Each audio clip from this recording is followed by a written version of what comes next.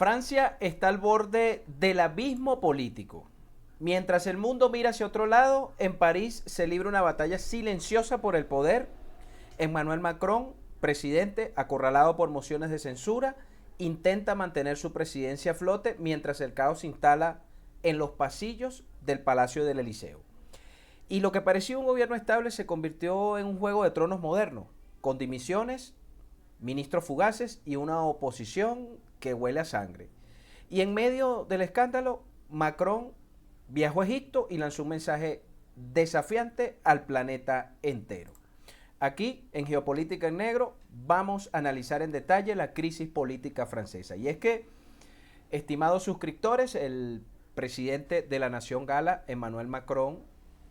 viajó a Egipto para encontrarse en la cumbre de Sharm el-Sheikh en referencia al plan de paz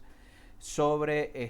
Palestina impuesto por Estados Unidos, y lanzó una declaración que alarmó a todos en la República Francesa. Y es que en medio de todo esto, preguntado por la prensa, según refiere Reuters, dijo que no piensa renunciar a la presidencia y que seguirá al poder hasta que caduque su periodo presidencial en el 2027, cueste lo que cueste.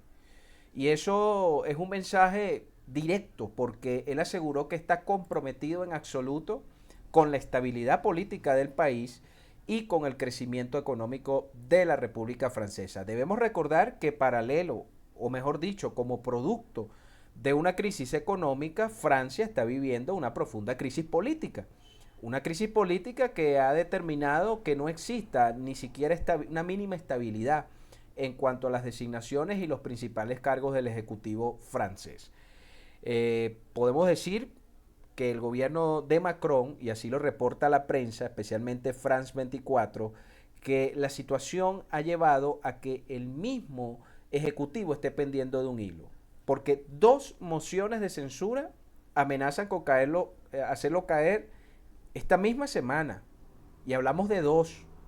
Porque el presidente francés está rodeado por una oposición que lo está acusando, que lo está cuestionando y le está señalando haber perdido el control total de la situación política del país. Y en medio de eso estamos hablando de tres ya primeros ministros que han caído, han rodado por los suelos a partir de un punto principal que está dentro de la situación crítica de Francia. Y nos referimos al presupuesto pautado para el año 2026, el cual tiene que presentarse un proyecto definitivo hasta el día 14 de octubre y todavía no hay certeza de lo que viene. Porque la declaración, y eso es lo importante que tomamos en cuenta de Macron, es que sigue aferrado al poder cuando no solo las mociones de censura están en su contra, sino que también estamos viendo las protestas en las calles, las manifestaciones masivas que se están dando en todo el territorio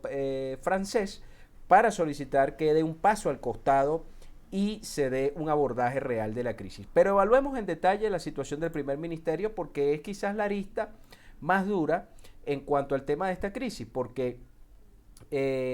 nuevamente Macron ha nombrado a Sébastien Lecornu como primer ministro, pero el detalle llamativo es que ya fue primer ministro por solo 27 días y se ha convertido en un récord interno porque es el mandatario más corto de la historia moderna de Francia, ¿ok? Y lo más impactante es que según Reuters no se descarta una nueva renuncia si no logra hacer funcionar el gobierno, porque a partir de este acuerdo es que se da vamos a decir, se da el procedimiento siguiente, que es la construcción de un proyecto de presupuesto para 2026 para que la Asamblea Nacional, es decir, el Parlamento francés, disponga de 70 días, que es lo que contempla la Constitución, y que se da en ese periodo hasta el 31 de diciembre, donde dará la decisión final, una examinación de esa propuesta de presupuesto. Pero hay problemas en la cúpula porque algo podrido huele en Dinamarca, para parafrasear el famoso dicho, porque la principal misión que tiene el gobierno siguiente es presentar unas cuentas que recaben la mayoría en la asamblea y permitan avanzar en lo que el proyecto de Macron se llama sanear el sistema público. Las deudas en Francia están por los aires, una deuda que incluso podemos equiparar a la de Estados Unidos. De hecho, supera su PIB en alrededor de un 15%. Entonces eso significa un problema grave, porque Francia gasta 15 veces más o 15% más de lo que produce al año en cuanto a PIB. Entonces, evidentemente, esa crisis, estimados seguidores, se está reflejando directamente en el ambiente político. Y para complementar lo de los dos primeros ministros que han antecedido, o tres, si vamos al caso, o Lecornu en su versión 2.0, los primeros se dieron contra las cuerdas, especialmente por el tema del presupuesto, porque el presupuesto contempla férreos recortes sobre la previsión social, férreos recortes sobre el sistema sanitario nacional, y muchos critican desde las protestas o de las movilizaciones en las calles. Bueno, pero se pretende recortar el presupuesto en gasto social,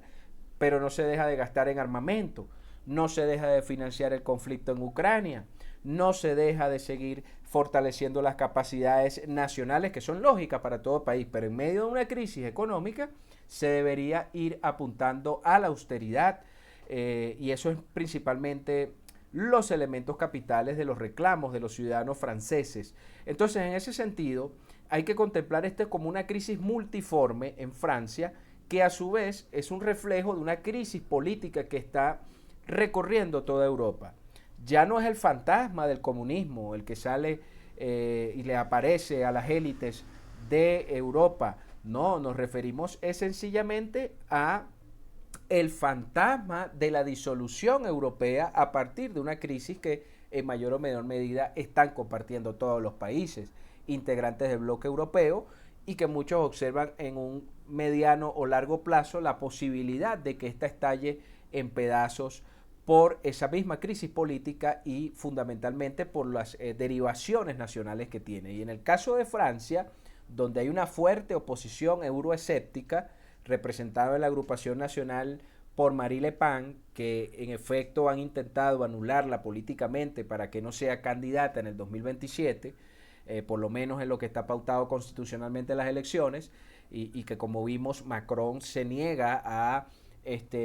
dar un paso al costado y mantiene el empeño de culminar un periodo presidencial lleno de incertidumbres, y que nació con muchísimas incertidumbres a partir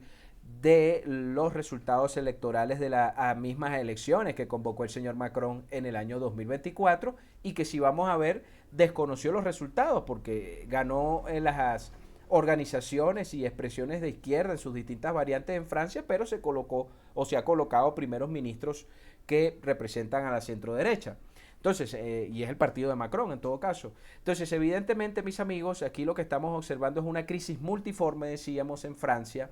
y esta tiene un impacto importantísimo en toda Europa,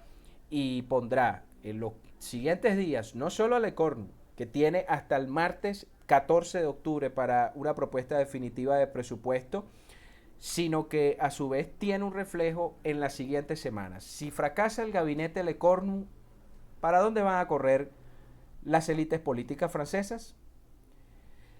Mis estimados suscriptores, esto fue un análisis de geopolítica en negro, donde hablamos de guerra, diplomacia y conflictos sin ningún tipo de tapujos. Habló para ustedes el analista Frank Hill.